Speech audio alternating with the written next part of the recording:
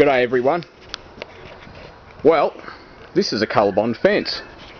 As you probably can see fairly clearly, they have posts which are essentially two sections that are screwed together. If I go up to it, you can see that. It's one section and that's another, and they're just screwed together with metal screws. They got a cap that goes on the top, they've got a top rail, they've got a bottom rail. Now all these panels are designed to fit tightly so that you can't, that's a join there. So they're three separate sheets of colorbond steel, colorbond coated steel. So anyway, I'll go right up close so you can see. See, that's one join, you can barely see them. There's the other join, and that's it. And they all go along like that. They're all pretty much identical to that. The sun's kind of shining right on it, so you might see the join better or worse. That's the join there. So, but anyway, pretty much all of the joins are like that until you get to down here. Now, you can see from a distance that that's wrong. The reason why it's wrong is because the guy that put the fence up isn't a fencing contractor. See how it's wrong? That join there is supposed to look like that one there. See, you can barely see that join. It's sort of just, I mean, you know, if it's midday, you can't even tell there's a join there. The other thing is there's a gap between the post and the panel, so you can see daylight through there. Well, it moves up, and that should move up a bit. But anyway, this panel has to be taken out. This bit is supposed to be the other side of this panel, and then the joint will look like that. The guy that put it up, see what happened was I didn't have much control over the fencer, and the reason was because he was friends with the person that owns the rental house next door, and she basically insisted that I use her friend that actually lives across the road from her. And I'm not sure that he's put up a fence. I assume he's put up fences, but I'm not sure he's done colorbond because, you know, like, it's just wrong. What more can I say?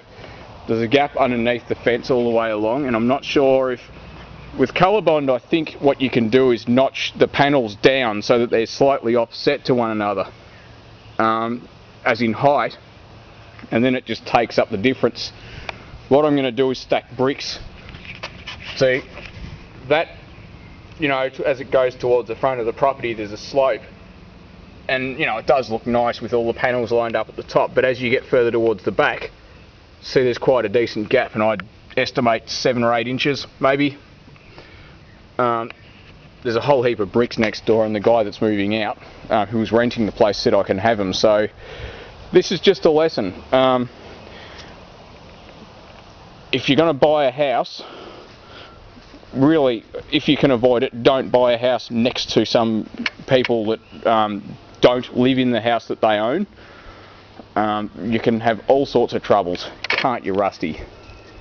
It's been a nightmare. It's been terrible. Like, yeah, people having music going really late at night and ending up in a while with the neighbour. This side, which you can't really see, is okay. There's actually no one living there at the moment. The reason is because the real estate agents that manage that place are a lot fussier about who they rent it to than they are about that place. So we'll just see. We're a bit worried about who's going to move in this place because they're both empty at the moment.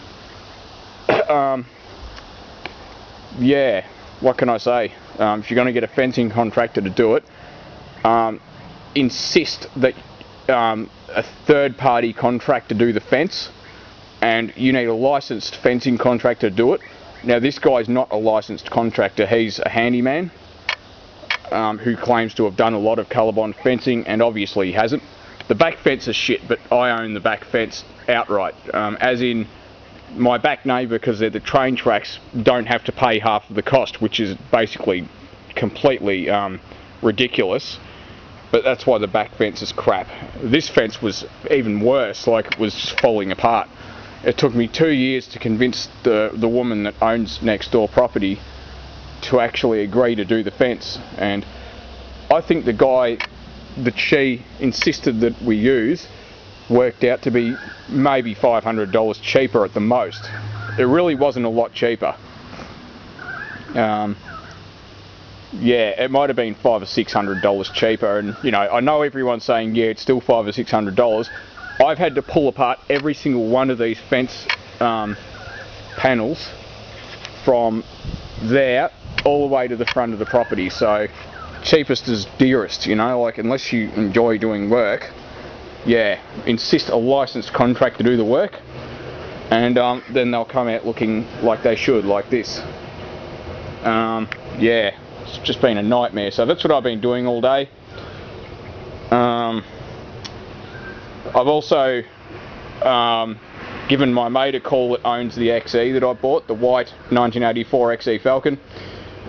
That should be here within the next 2 or 3 weeks. I'm hoping 2 weeks.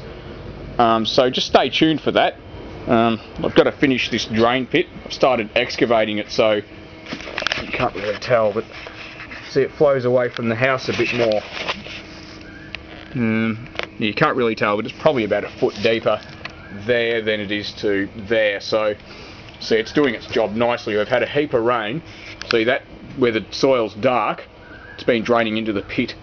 Where it's light coloured, it's been drained. It's not gotten wet at all. So that's working quite nicely. Yeah, it's not a lot else. I've got to do a lot of cleaning up because, as you can see, the weeds are sort of, yeah, really bad.